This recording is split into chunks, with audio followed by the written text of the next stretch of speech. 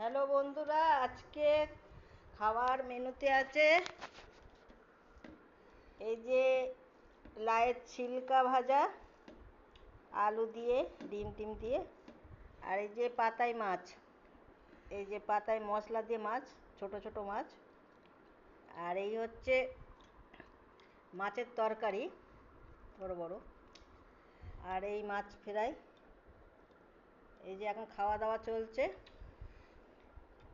আপনাদের রান্না বান্না দেখাতে পারি না, কিন্তু কি রান্না হয়েছে, খাওয়া দাওয়া করছি সেইটা দেখাতে পারলাম। আজকে বেশি কিছু করা হয়নি, দুইজনে খাবো, ছেলেমেয়েরা সব নেই কেউ।